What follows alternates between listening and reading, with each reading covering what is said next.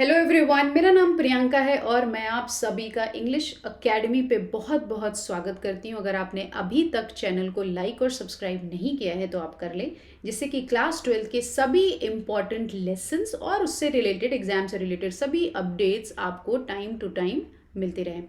तो आज का जो ये वीडियो लेसन हमारा होने वाला है ये है चैप्टर 8, जो कि विस्टाज बुक, जो हमारी क्लास 12 की इंग्लिश बुक है, उससे लिया गया है। And name of the chapter is memories of childhood. And in this video we are going to deal with part 2 of this chapter and part 1 has already been done. उसकी link आपको description box में ही मिल जाएगी। अब हम बात करते हैं पार्ट 2 की।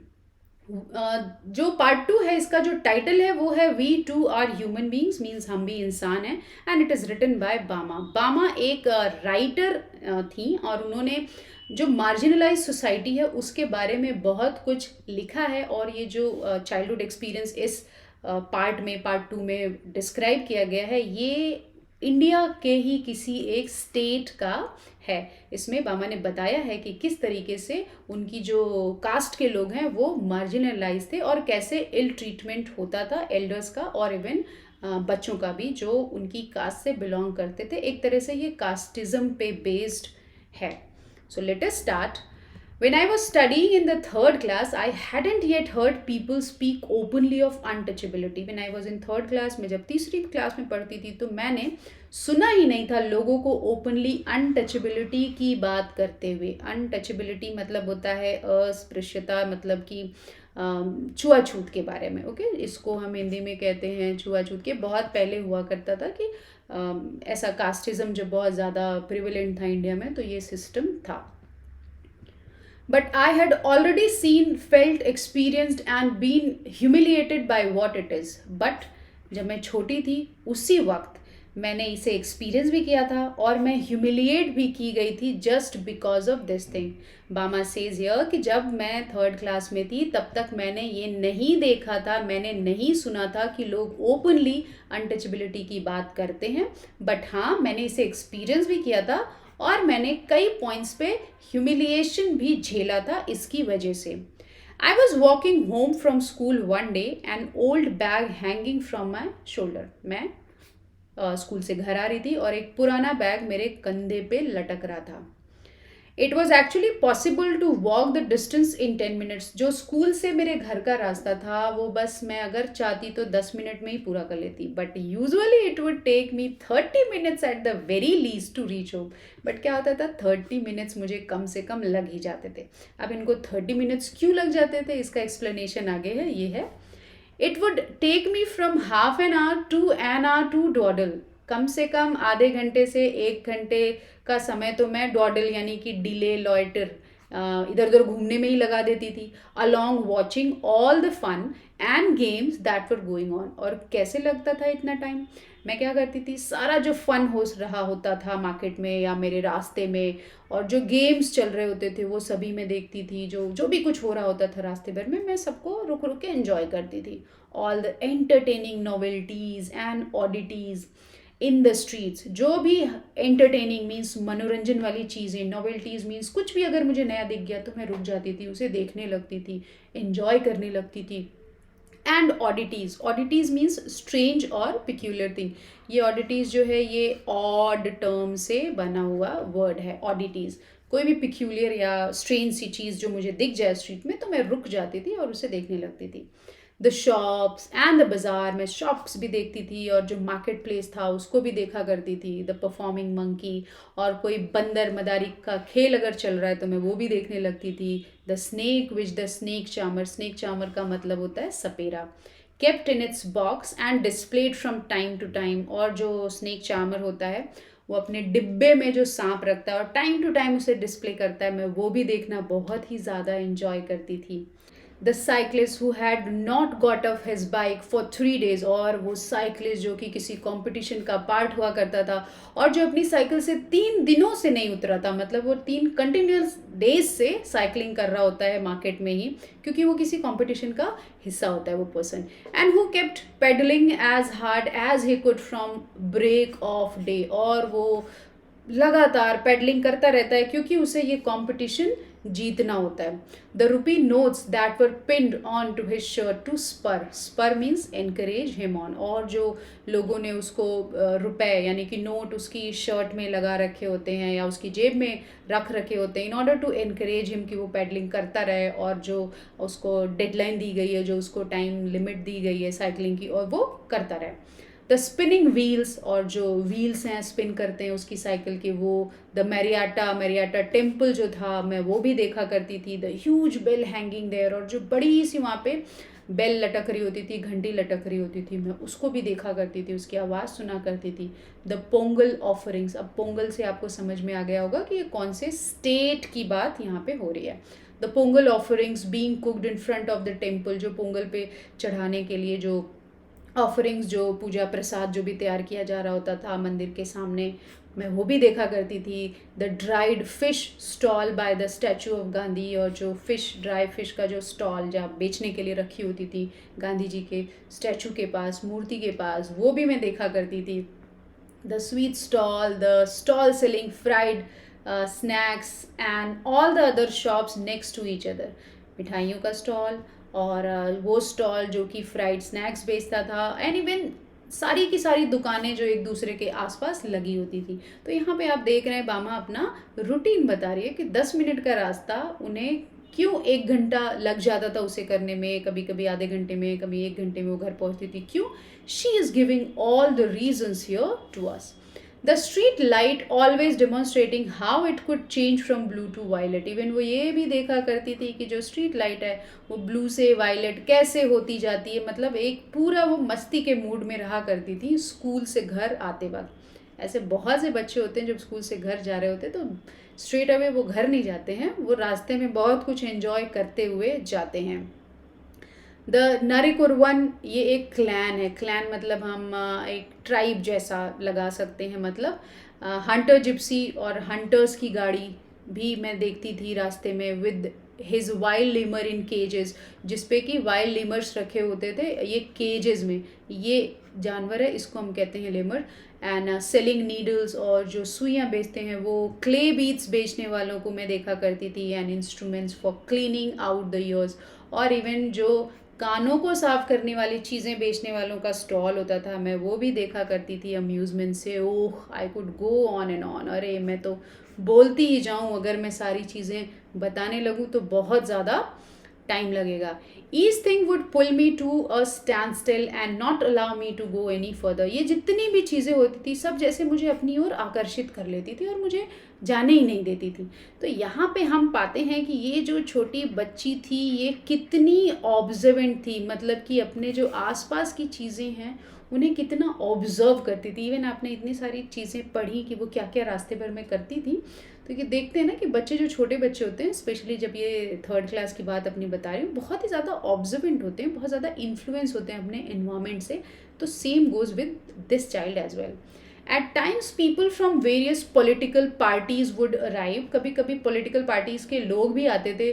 Put up on a stage and harangue, इसका मतलब होता है लेंदी और अग्रेसिव स्पीचेस देना, अस थ्रू देयर माइक्स। कभी कभी अलग अलग पॉलिटिकल पार्टीज के लोग भी आते थे हमारे एरिया में और क्या करते थे, एक स्टेज बनाते थे और उससे हमें लंबे लंबे और बोरिंग और अग्रेसिव स्पीचेस दिया करते थे माइक से। Then there might be a street play or a puppet show, और कभी कभी तो कोई स्ट्रीट प्ले हो रहा होता था या कोई पपेट शो यानी कठपुतली का खेल हो रहा होता था, or a no magic no miracle stunt performance, और कभी की स्टंट परफॉर्मेंसेज हुआ करते थे। यहाँ पे इसको नो मैजिक नो मिरेकल कहा जा रहा है क्योंकि वो प्योर स्टंट्स होते थे, कोई मैजिक यानी हाथ की सफाई या कोई चमत्कार ऐसा कुछ वो नहीं होता था। ये सभी भी हुआ करता था, मैं ये भी रास्ते भर में एंजॉय करते हुए घर जाया करती थी। All these would happen from time to time, but almost certainly there would be some entertainment or other going on. तो ये जितनी चीज़ें मैंने बताई, ये कभी ये हो रहा होता था तो कभी दूसरा वाला हो रहा होता था, ये सभी हो रहे होते थे टाइम टू टाइम। बट ये तो सर्टेन बात थी कि इन सभी में से कुछ न कुछ एंटरटेनमेंट का काम तो चलता रहता था मेरे स्कूल से घर के रास्ते में। Even otherwise, there were the coffee clubs in the bazaar. The way each waiter cooled the coffee, lifting a tumbler high up and pouring its contents into a tumbler held in his hand, in his other hand. अब यहाँ पे देखिए ये कितनी observant है कि जो coffee बनाने वाला पर्सन है वो किस तरीके से वो वेटर कॉफ़ी को कूल कर रहा है, ठंडा कर रहा है टम्बलर को लिफ्ट करके। आपने देखा होगा, मूवीज़ में भी देखा होगा, या अगर आप कभी साउथ में ट्रैवल किया है आपने तो आपने देखा होगा वहाँ पे कॉफ़ी को इस तरीके जैसे इमेज में दिखा रहे हैं उस तरीके से पोर करते हैं एक ग्लास से दूसरे ग्लास में। हाई अप मीन्स ऊपर उठा के। Pouring its content into a tumbler held in his other hand. Okay, किस तरीके से वो वेटर किया करता था कॉफ़ी को कूल करने के लिए, वो भी मैं बहुत ही ध्यान से देखा करती थी। Or the way some people sat in front of the shops chopping up onion, their eyes turned elsewhere so that they would not smart. और मैं ये भी नोटिस किया करती थी जो कि कुछ लोग शॉप्स के बाहर बैठे होते थे और अनियंस चॉप किया करते थे और वो क्या करते थे अपनी आइज़ को दूसरी तरफ टर्न करके रखते थे जिससे कि उनकी आँखों में ये अनियन जो है इसका जो फ्यूम है ये ना जाए और आँखें जो है आंसुओं से ना भर जाएं। वो होता है ना जनरली जब हम अनियंस चॉप करते हैं तो हम अनियंस पे नहीं फोकस करते हैं, हम दूसरी साइड में देखने लगते हैं जिससे हमारी आँखों में असर ना डाले। Or the almond tree growing there and its fruit which was occasionally blown down by the wind. और मैं वो जो बादाम के पेड़ हुआ करते थे उनको भी देखा करती थी जो कि डे बाय डे बड़े हो रहे थे और कभी कभी जो उनके फ्रूट्स से ओकेजनली वो हवा से गिर जाया करते थे। All these sides taken together would tether, tether का मतलब होता है बांध देना, my legs and stop me from going home. ये सभी जो साइड्स हुआ करती थी, all these sides taken together, एक साथ मिला के ये सब बहुत ही ज़्यादा एंगेजिंग हुआ करती थी जिससे कि मेरे पैर बंध जाते थे और मैं घर नहीं जाती थी, मीन्स और ज़्यादा टाइम लगाया करती थी रास्ते में। अभी वो रुकी नहीं, अभी और ज़्यादा एक्सप्लेनेशन यहाँ पे है कि और क्या क्या चीज़ें उन्हें नज़र आती थी रास्ते में और क्या है। And then according to the season there would be mango, cucumber, sugarcane and sweet potato, palm shoots, gram, palm syrup and palm fruit, guavas and jackfruit। ये सभी चीज़ें जो सीजनल फ्रूट्स और वेजीज होते हैं, वेजिटेबल्स होते हैं, वो सभी ये बता रही कि ये सभी मैं देखते देखते एंजॉय करते करते जाती थी। Every day I would see people selling sweet and savoury fried snacks, payasam. अभी यहाँ पे टेस्टी टेस्टी स्नैक्स और पायसम एक पर्टिकुलर डिश होती है, ये इमेज में है, इसकी बात बता रही हैं। हलवा भी देखती थी मैं, बॉइल्ड टैमरिंड, टैमरिंड इमली होती है, सीड्स एंड आइस्ड लॉलीज, ये आइस कैंडीज़, ये सभी मार्केट में नज़र आता था और मुझे ये सब देखना बहुत ही अच्छा लगता था। मैं इन सभी को देखते हुए एंटरटेन अपने आप को करते हुए घूरते हुए घर जाती थी। Gazing at all this one day I came to my street, my bag slung over my shoulder.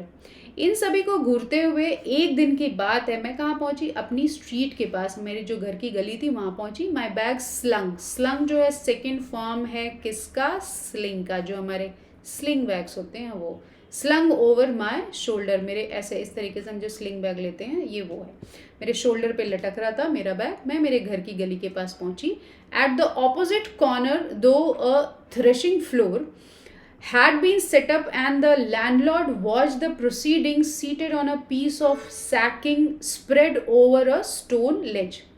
Opposite corner पे मैंने क्या देखा कि थ्रेशिंग फ्लोर है, मीन्स जहाँ पे अनाज का कुछ काम हो रहा है, और लैंडलॉर्ड जो कि ओनर है वहाँ का, जो मेन पर्सन है, वो क्या कर रहा है, वो देख रहा है प्रोसीडिंग्स को, मीन्स कि जो कामकाज वहाँ पे मजदूर कर रहे हैं, कामकाज चल रहा है, वो देख रहा है। और वो कहाँ बैठा हुआ, वो बैठा हुआ है a piece of sacking, sack ये होता है मतलब बोरी, बोरी एक बिछी हुई है, कहाँ बिछी हुई है, ओवर अ स्टोन लेज, पत्थर का एक चबूतरा है उस पर बोरी बिछी हुई है, वो उस पर बैठा हुआ है ओनर, लैंडलॉर्ड, और प्रोसीडिंग्स मीन्स कामकाज देख रहा है। Our people were hard at work. जब ये आर पीपल यहाँ कह रही हैं तो वहाँ किसकी बात कर रही हैं, जो उनकी कास्ट के लोग थे। Our people were hard at work means बहुत ही हार्ड वर्किंग हमारे लोग थे। ड्राइविंग कैटल इन पेयर्स, और वो क्या कर रहे थे उस वक्त, ड्राइविंग कैटल इन पेयर्स। ये जो कैटल वर्ड होता है इसका सिंगुलर और प्लूरल दोनों कैटल ही होता है, तो जोड़ों में वो जानवरों को चला रहे थे, राउंड एंड राउंड, गोल गोल चला रहे थे to tread out the grain from the straw. जो स्ट्रॉ ज़मीन पे फैलाया हुआ था उससे ग्रेन निकालने का ये एक प्रोसेस होता है। इसमें क्या होता है कि ज़मीन पे ऐसे सभी जनरली अगर हम बात करें पीस की, जो मटर होती है सूखी, जब सूख जाती है तो उसको ऐसे ज़मीन पे रख देते हैं और बैलों को, दो ऐसे बैल आप इमेज में देख रहे हैं, इस तरह आप इमेज में ही देख सकते हैं, यहाँ पे ऐसे ज़मीन पे रख देते हैं और दो बैल होते हैं, ये गोल गोल इस पे ऐसे ऐसे घूमते रहते हैं, पूरी जो पेरीमीटर होता है उसको कवर करते हैं ऐसे सर्कल में। और जो लोग हैं वो ऐसे पलट रहे होते हैं, बाकी के मजदूर 2-3 लोग पलट रहे होते हैं। इससे क्या होता है, जो बैल चलते हैं तो उनके पैरों से जो स्ट्रॉ, जो सूखी स्टेम होती है वो अलग हो जाती है और ग्रेन्स अलग हो जाते हैं। तो यही काम वहाँ पे चल रहा था। The animals were मजल्ड। मजल्ड इस तरह आप यहाँ इमेज में देखिए, इसको कहते हैं मजल्ड। इसका मतलब होता है a fastening over covering for the mouth of an animal use to prevent eating or biting, जिससे कि वो जो जानवर हैं जिसमें चल रहे हैं उसे ही ना खाना शुरू कर दें। और ये कभी कभी जानवरों को मजल्ड इसलिए भी किया जाता है अगर वो थोड़े ज़्यादा हो जाते हैं, खूंखार या फिर काटने लगते हैं, जैसे डॉग्स, अगर डॉग्स की बात करें जो सिक डॉग्स हो जाते हैं उनको भी ऐसे मजल्ड कर दिया जाता है। So that they wouldn't help themselves to the straw. और किस लिए वो मजल्ड किए गए थे, जिससे वो खुद ही ना खाने लगें जिसके ऊपर चल चल के वो ग्रेन्स निकाल रहे हैं। I stood for a while there watching the fun. और मैं थोड़ी देर वहाँ खड़ी रही और मुझे बड़ा मज़ा आ रहा था ये देखने में। Just then an elder of our street came along from the direction of the bazaar. तभी मैंने क्या देखा कि an elder of our means कि हमारे जो कास्ट के ही, हमारे मोहल्ले के ही एक बुजुर्ग थे, वो आए। किधर से? From the direction of the bazaar, बाजार की डायरेक्शन से आए। The manner in which he was walking along made me want to double up. Double up का मतलब होता है बेंड ओवर और curl up, typically because one is overcome with pain or laughter. Means कि मुझे इतनी ज़्यादा हंसी आ रही थी कि मैं हंसते हंसते यहाँ पे मेरा पेट दर्द होने लगा। The manner in which he was walking, जिस तरीके से वो चल रहे थे, उनका चलना देख के हंसते हंसते मेरा पेट दर्द होने लगा।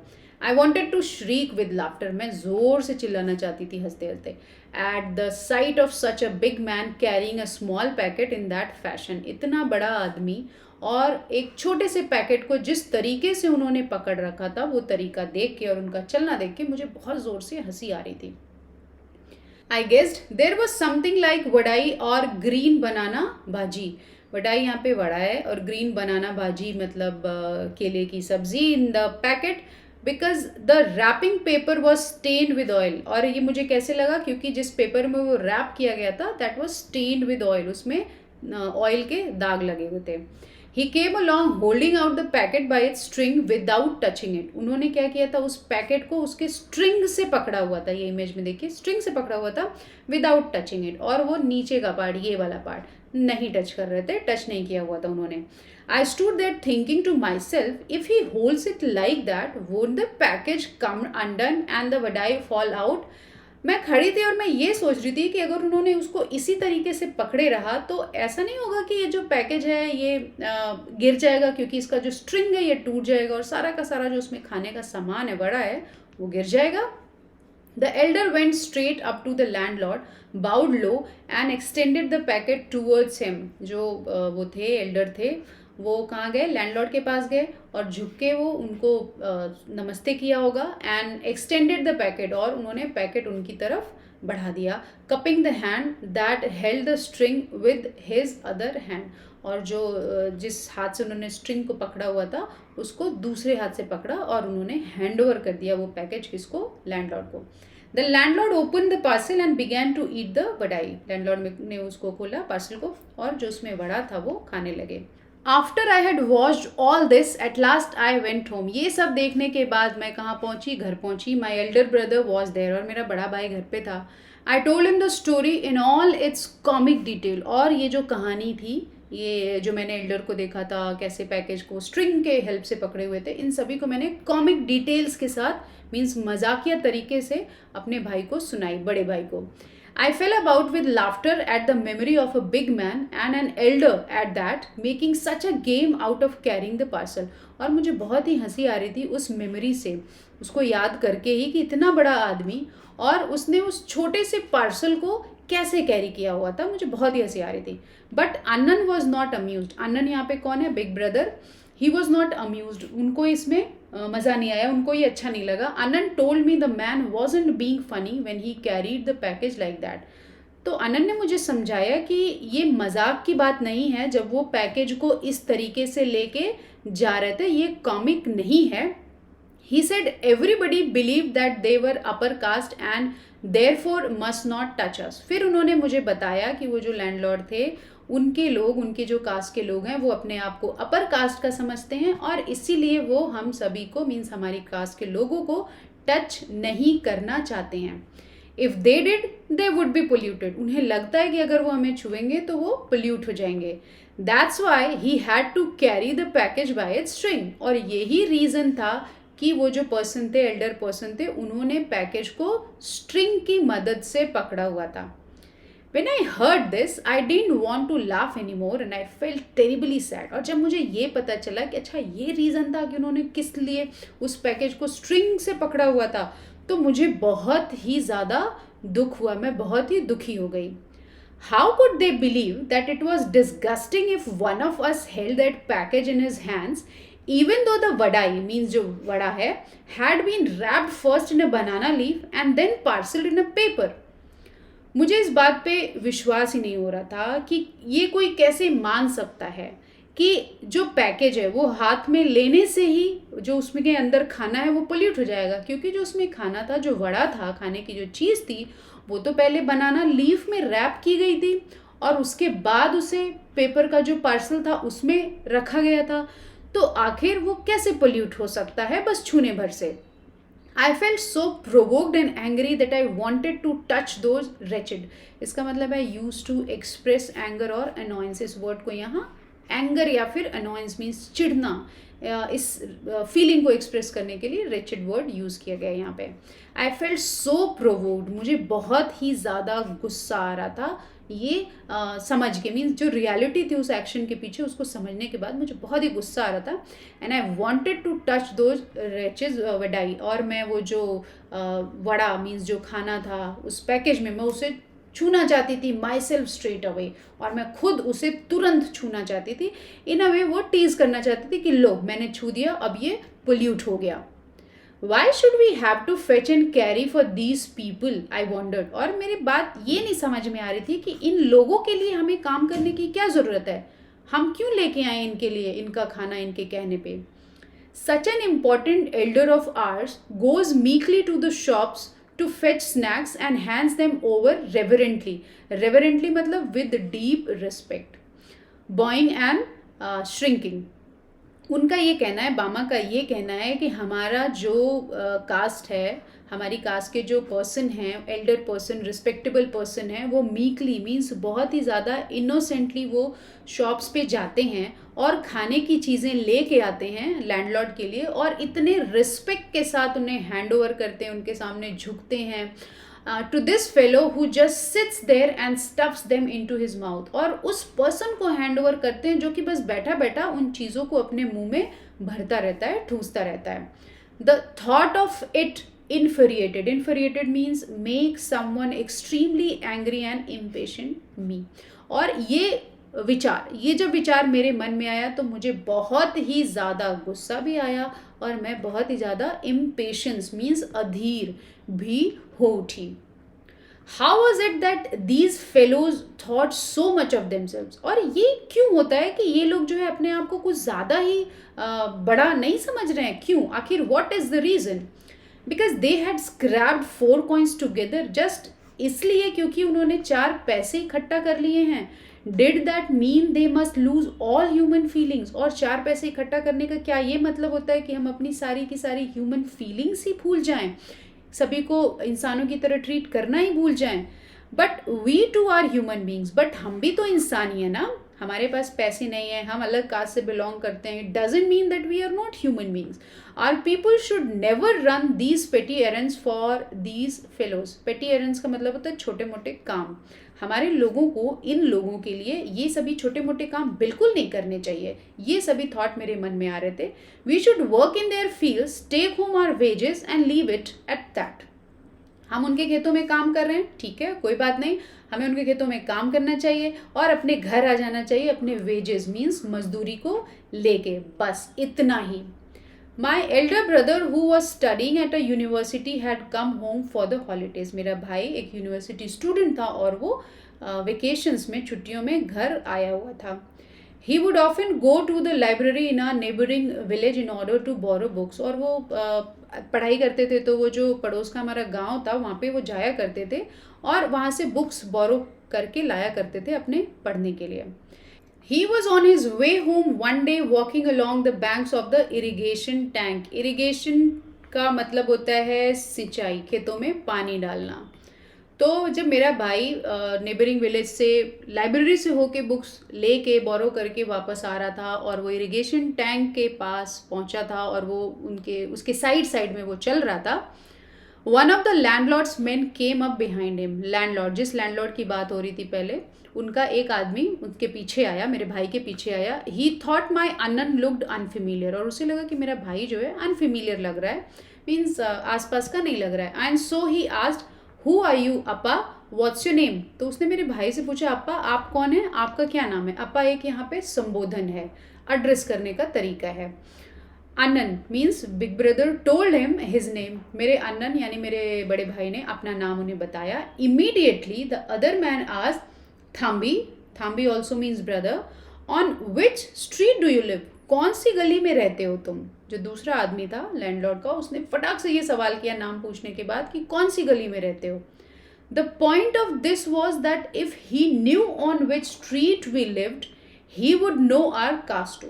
और उसने स्ट्रीट इसीलिए बस पूछा था जिससे कि उसे ये पता चल जाए कि मेरा भाई कौन सी कास्ट से बिलोंग करता था। Annan told me all these things. यहाँ पे इस इंसिडेंट को मेंशन करने का बस यही रीज़न है, बताना कि कास्ट सिस्टम कितना प्रिवेलेंट था उस वक्त में, जब की बात बामा कर रही हैं इस राइटअप में। Annan told me all these things, मेरे भाई ने मुझे ये सभी बताया। And he added, because we are born into this community we are never given any honour और डिग्निटी और रिस्पेक्ट। क्योंकि हम इस पर्टिकुलर कम्युनिटी या कास्ट में पैदा हुए हैं, इसलिए हमें कभी कोई ऑनर यानी इज्जत या डिग्निटी, सम्मान, रिस्पेक्ट, इज्जत कभी नहीं मिलता। वी आर स्ट्राइप्ड मीन्स हमसे ये सब कुछ क्या है, ले लिया गया है, ले लिया जाता है। हमें कोई रिस्पेक्ट नहीं करता just because of our caste. But if we study and make progress we can throw away these indignities. But अगर हम पढ़ाई करते हैं, हम तरक्की करते हैं, तो हम ये सभी जो हमारे साथ ह्यूमिलिएशन होता है, इन सभी को दूर फेंक सकते हैं। मतलब हम इन सभी से अपने आप को और अपने लोगों को बचा सकते हैं। So study with care, learn all you can. सो तुम मन लगा के पढ़ाई करो और वो सब सीखो जो कुछ तुम सीख सकती हो।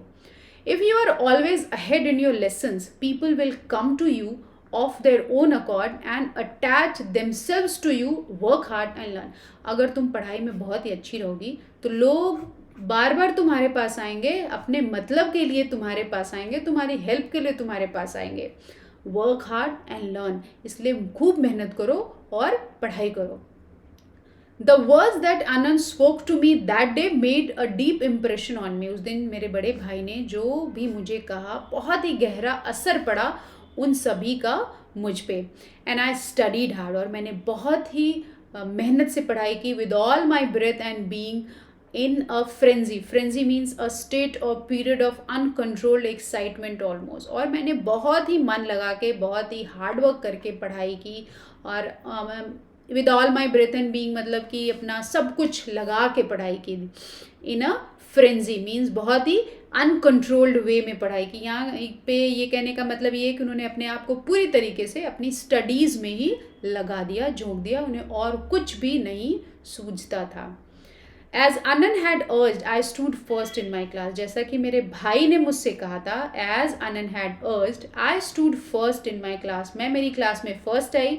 and because of that many people became my friends। और फर्स्ट आने से क्या हुआ, बहुत से लोग मेरे दोस्त बन गए।